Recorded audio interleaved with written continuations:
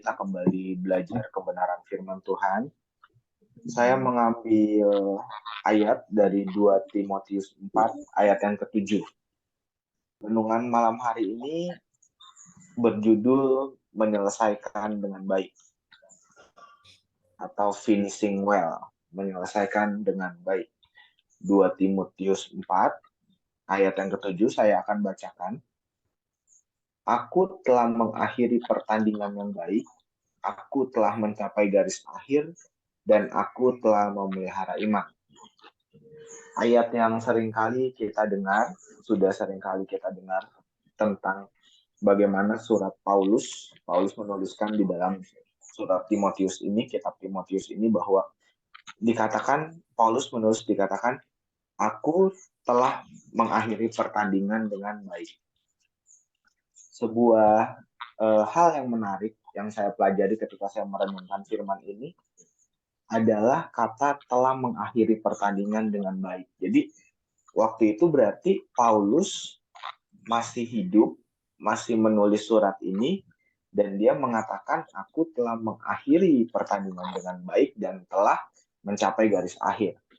Hal yang menarik adalah Paulus usianya masih ada, umurnya masih ada, tugasnya sudah selesai. Itu adalah sebuah hal yang menarik, sebuah teladan bagi kita orang-orang percaya bagaimana seharusnya menjadi motivasi juga supaya hidup kita itu usianya masih ada, tanggung jawabnya bisa diselesaikan.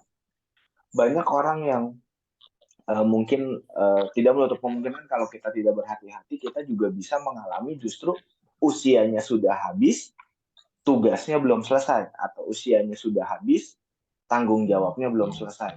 Lebih bahaya lagi kalau usianya sudah habis, tanggung jawabnya masih banyak. Nah, sementara Paulus ini memberi teladan dengan mengatakan, aku telah mengakhiri pertandingan dengan baik. Artinya dia masih punya waktu, masih punya usia, tapi tugas dan tanggung jawabnya dalam pelayanan ketika itu telah diselesaikan. Sebuah teladan juga yang sebelumnya juga diberikan oleh Tuhan Yesus.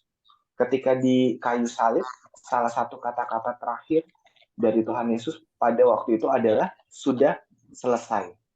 Waktu itu Tuhan Yesus belum meninggal, belum menyerahkan nyawanya di kayu salib, tapi dia berkata sudah selesai. Ini juga sebuah teladan di mana usia masih ada, tanggung jawab sudah selesai. Artinya kita menyelesaikan apa yang dipercayakan kepada kita. Firman ini mengajar dengan cukup keras kepada saya untuk bagaimana kita menyelesaikan sesuatu dengan baik. Saya mau bagikan 3 hal bagaimana kita bisa menyelesaikan tanggung jawab kita dengan baik. Dalam kehidupan, dalam mungkin pekerjaan, dalam studi, dalam pelayanan, termasuk malam hari ini kita dalam mesbah keluarga dan mesbah doa panitia Natal, dalam setiap tugas tanggung jawab kita, bagaimana kita bisa mengakhiri dengan baik. Yang pertama, kita baca di Matius 26 ayat yang ke-41.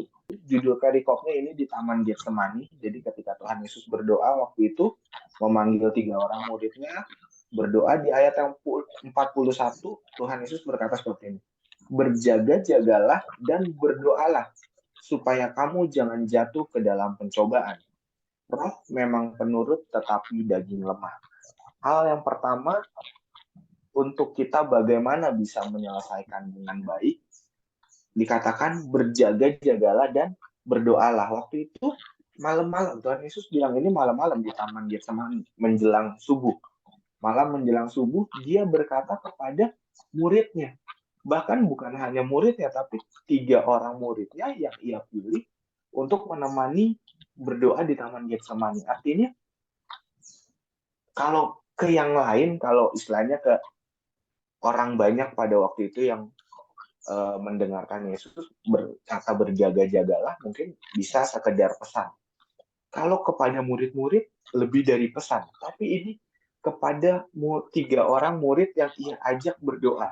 Dia masih berpesan berjaga-jagalah, menggambarkan betapa pentingnya pesan tentang berjaga-jaga ini. Berjaga-jagalah dan berdoalah. Saya mau kasih perumpamaan tentang anjing kecil dan anjing besar. bagaimana caranya seekor anjing kecil bisa mengalahkan seekor anjing yang besar. Anjing yang kecil ini gampang, tinggal kita kasih makan tiap hari. Sementara anjing yang besar, jangan kita kasih makan. Nanti lama-lama anjing yang besar akan lemah dengan sendirinya dan dapat dikalahkan oleh anjing yang kecil yang kita kasih makan tiap hari. Nah, manusia terdiri dari 3 unsur gitu ya. Kita belajar bahwa manusia terdiri dari 3 unsur, tubuh, jiwa, dan roh. Tubuh dikuasai jiwa, jiwa dikuasai roh. Maka dari itu, berjaga-jaga dan berdoa juga artinya ngasih makan roh kita. Kita harus kasih makan roh kita. Jangan sampai dalam kehidupan kita, saya juga berefleksi diri, jangan sampai kita lebih sering ngasih makan tubuh kita atau lebih sering ngasih makan kedagingan atau urusan duniawi kita gitu. Paling simpel mungkin kalau untuk anak-anak muda, kita lebih sering dengar lagu dunia dibanding lagu rohani. Itu artinya kita lebih seneng, lebih sering ngasih makan tubuh kita, kedagingan kita daripada ngasih makan rohani kita. Sementara kita diajar dalam ayat ini berjaga-jaga artinya kasih makan terus roh kita. Supaya roh kita mengendalikan jiwa kita punya pikiran yang baik, perasaan yang positif. Akhirnya tubuh kita juga bertindak positif, berkata positif. Jadi kasih makan dulu rohani kita. Itu roh kita, rohani kita. Sehingga menguasai jiwa kita, menguasai tubuh kita. Itu yang saya dapatkan ketika belajar tentang berjaga-jaga. Mungkin juga sebagai panitia Natal kita punya jam doa dan puasa. Kita sudah berkomitmen untuk masing-masing punya jam doa dan puasa. Mari sama-sama kita komitmen tetap jalankan doa dan puasa kita. Itu juga memberi makan roh kita karena saya yakin masing-masing nanti dalam jam doa dan jam puasa akan dapat berkat khusus, berkat-berkat rohani khusus melalui mungkin pengajaran, tema yang menguatkan. Itu ngasih makan roh kita sehingga roh kita menguasai jiwa kita pun memberikan output yang baik melalui tubuh kita. Perkataan, perbuatan, tindakan kita, tindakan yang positif. Jadi yang pertama berjaga-jaga agar bisa menyelesaikan dengan baik. Yang kedua, dalam 1 Korintus 10 ayat yang ke-13. Cobaan-pencobaan yang kamu alami ialah pencobaan-pencobaan biasa yang tidak melebihi kekuatan manusia. Sebab Allah setia dan karena itu ia tidak akan membiarkan kamu dicobai melampaui kekuatanmu. Pada waktu kamu dicobai, ia akan memberikan kepadamu jalan keluar sehingga kamu dapat menanggung. Hal yang kedua, kita harus bisa menguasai rasa putus asa. Dalam mengikut Tuhan, nggak cuma perlu cinta. Dalam mengikut Tuhan, nggak cuma perlu semangat. Tapi mengikut Tuhan juga perlu ketahanan atau endurance. Kalau orang lari maraton, itu bukan tentang seberapa cepat. Bukan banyak ngomong tentang seberapa cepat dia menyelesaikan. Tapi juga porsi yang besar yang diomongin kalau kita lari maraton itu seberapa tahan dia. Karena jaraknya panjang. Seringkali kekecewaan, rasa putus asa membuat kita tidak bisa finishing well, tidak bisa menyelesaikan segala sesuatunya dengan baik. Tapi dikatakan dalam ayat ini pencobaan yang kamu alami, pencobaan biasa, tidak melampaui kekuatanmu. Tadi pagi saya ke rumah sakit itu masuk jam 5 pagi. Saya masuk jam 5 pagi, seperti biasa bekerja bersama dengan rekan-rekan. Rekan-rekan kerja saya itu sebagian besar bapak-bapak, ibu-ibu gitu ya. Usianya sudah di atas 40, mungkin ya seperti bapak-bapak, ibu-ibu yang ada di mes keluarga malam hari ini gitu ya. Mungkin sudah di atas saya usianya. Tadi pagi mereka dengar lagu, karena kita biasa kalau kerja sambil putar lagu dari YouTube, mereka dengar lagu-lagu lawas gitu ya. Kayak lagu gereja tua, lalu macam-macam deh. Saya nggak tahu lagu 80-an mungkin akan lebih familiar sama Bapak Ibu. Nah, mereka dengar lagu itu kan muter otomatis tuh. Nggak tahu kenapa tadi pagi tiba-tiba muter otomatis terus sampai kepada satu lagu yang tadi pagi sangat memberkati saya. Karena lagu rohani gitu. Tadinya mereka dengar lagu dunia, terus tiba-tiba kesetel otomatis itu lagu rohani. sebuah lagu lama yang hari ini sangat memberkati saya. Nah, tadi sore ketika saya persiapan, jadi sebelumnya hari Senin saya minta digantikan Bapak Gembala untuk pelayanan malam hari ini karena sepertinya saya masih harus ada kerjaan sampai malam hari ini. Tapi tadi sore saya bilang kerjaan udah selesai, gimana kira-kira saya tetap melayani atau Bapak Gembala, lalu Bapak Gembala bilang, ya udah saya saja yang melayani. Jadi saya merenungkan firman ini, kembali merenungkan firman yang saya dapat ini tadi sore. Lalu saya diingatkan pada poin yang kedua ini sama lagu yang tadi pagi memberkati saya. Kalau boleh saya kesaksian pujian, saya akan kesaksian pujian satu lagu lama.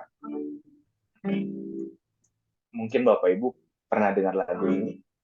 Ku tahu Tuhan pasti bukan jalan. Ku tahu Tuhan pasti bukan jalan.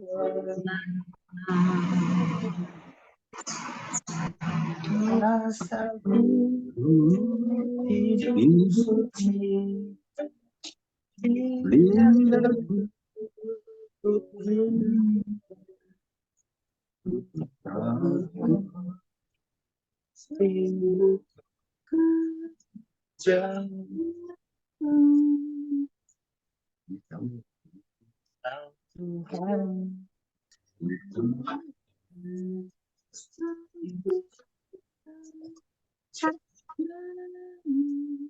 lagu lama ini memberkati saya tadi pagi secara nggak sengaja. Bahkan yang muter rekan-rekan saya yang notabene bukan anak Tuhan gitu. Tapi ternyata pas sore saya merenungkan kembali firman ini, sampai pada poin yang kedua, saya diingatkan kembali bahwa saya percaya bukan satu kebetulan kalau tadi pagi saya mendengar dengan tidak sengaja lagu ini. Ku tahu Tuhan pasti buka jalan. Sama kayak ayat ini bilang bahwa pada waktu kamu dicobai, Ia akan memberikan kepadamu jalan keluar. Jadi jangan sampai kita putus asa dalam apapun yang kita hadapi, termasuk panitia Natal, dalam tantangan apapun yang kita hadapi, kita harus bisa kuasai rasa putus asa itu. Karena pencobaan yang kita alami adalah pencobaan-pencobaan biasa yang tidak melampaui kekuatan kita. Yang ketiga, yang terakhir, bagaimana kita dapat finishing well atau menyelesaikannya dengan baik. Dalam Matius 5 ayat yang ketiga. Ini khotbah di bukit, satu perikop yang terkenal.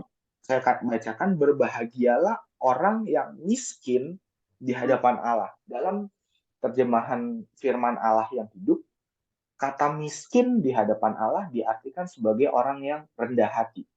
Cara yang ketiga, bagaimana kita bisa menyelesaikan tugas kita dengan baik dengan tetap menjaga diri kita menjadi seorang yang rendah hati gitu. Bagaimana mungkin kita bisa mengandalkan Tuhan kalau kita tidak rendah hati. Jadi banyak contoh-contoh orang-orang yang tinggi hati mungkin di awalnya terlihat baik, tapi lama-kelamaan pasti akan jatuh.